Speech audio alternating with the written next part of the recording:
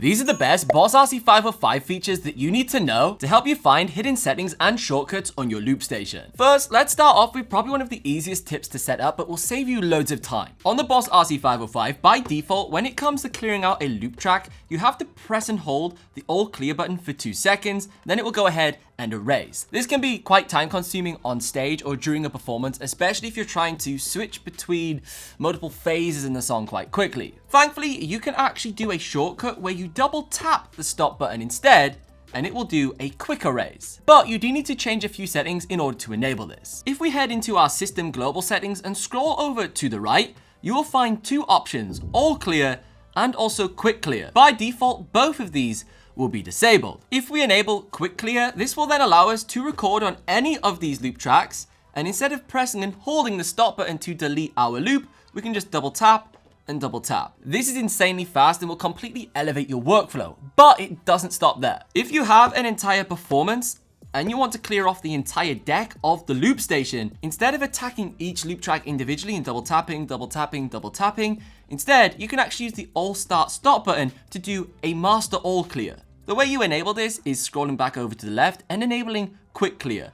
By default, if we press and hold this all start stop button, nothing will happen. Our loop tracks will just stop and start, exactly what it says that it does. But back on the firmware 2.0 update, they introduced this new feature that allows you to do an all clear command. If we enable all clear, now when we use the stop start button, it will function exactly the same. But if we were to go ahead and press and hold it, this will now clear all of our loop tracks off. This is great if you make a mistake in a performance and have to restart it, or if you don't want to switch and change between loads of different patches, scrolling between all of the different patches for your presets, you can just keep it all in one place. Quick clear, all start, stop. Great for scratching out different ideas as well if you're maybe having some fun just free looping. Probably one of the most underrated features of the Boss RC-505 is the ability to use it with external Footswitches. This will allow you to use it as both a tabletop loop station and also something that you can control with your feet, which makes it perfect for guitarists and multi-instrumentalists. Traditionally, the Boss RC-505 is prioritized and built for beatboxers, people that will have this on a table and they have their hands available to press all of the buttons. But as soon as you pick up any form of an instrument, you can no longer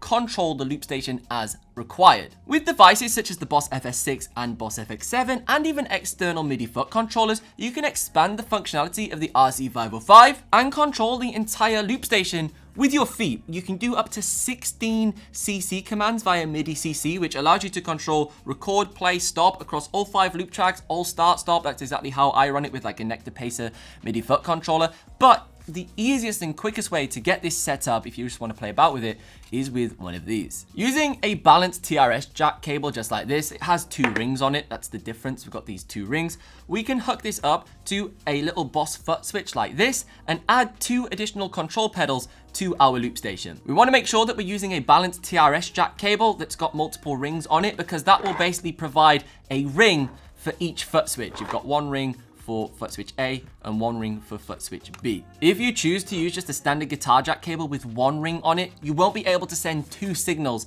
via the external Footswitch. You need 2 rings, 1 ring for each signal from each pedal. You may as well use that so you can get the most out of this expansion control pedal port at the back right here. To set this up, we're going to go into our memory settings and scroll over to Assign Switch. Now there are 16 different assign controls inside of this parameter box right here, which is perfect for if you are using an external MIDI foot controller, because that can obviously use the MIDI ports at the back of the pedal here, and then obviously expand the functionality with multiple foot switches.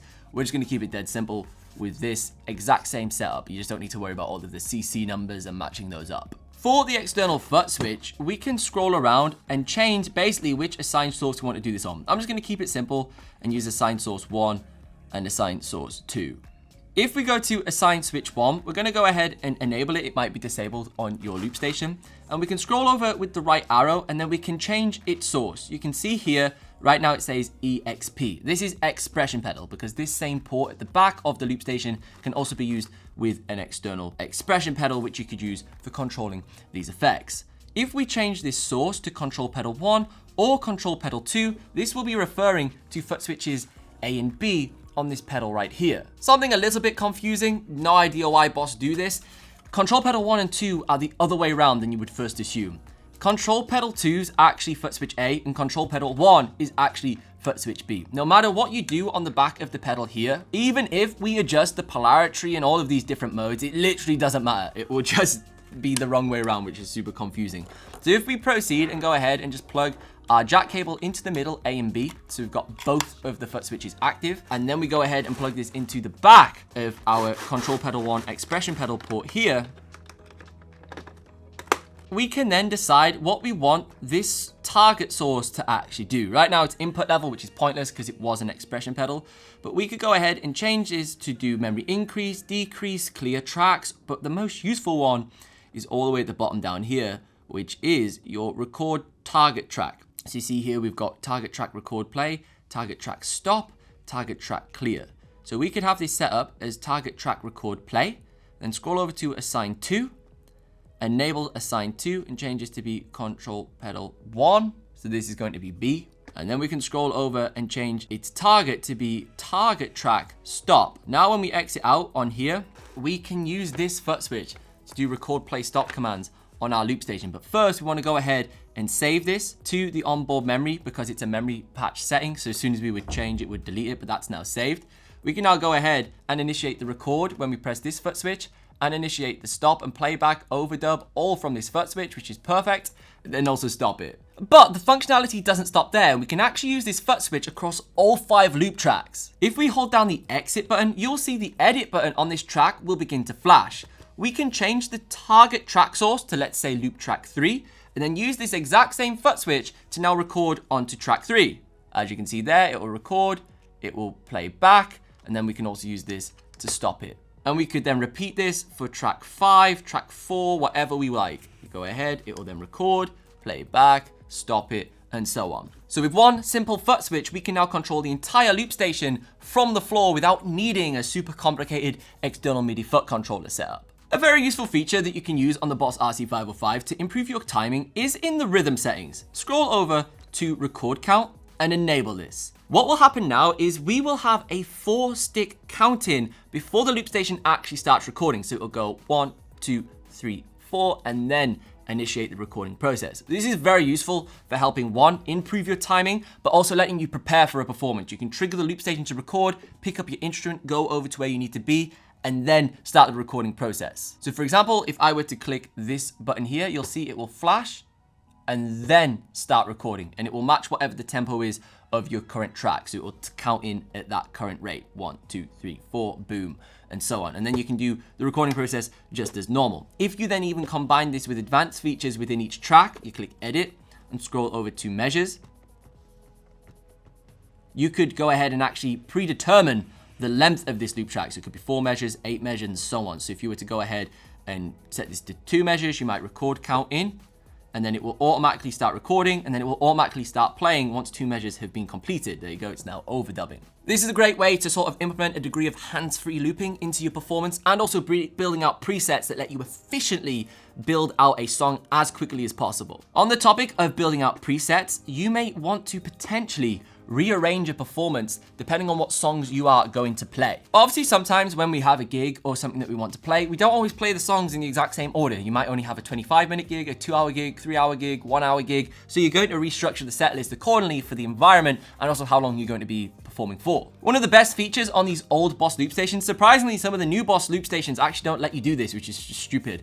But you can actually rearrange your patches. So you can see right here, for example, when I used to play gigs when I was a teenager with this pedal, I would always be moving these around. So you can see I've got track 1, track 2, track 3. They're all named after whatever cover song or what we were doing in that particular performance. That might be my little 10 set gig that I was going to do my 10 songs. But what I can do is I can actually exchange this memory with another patch and flip them around in their running order. So for example, we've got Dr. Doctor here. If I click right and use the arrows here, scroll over to the right, I can change that from being save to exchange.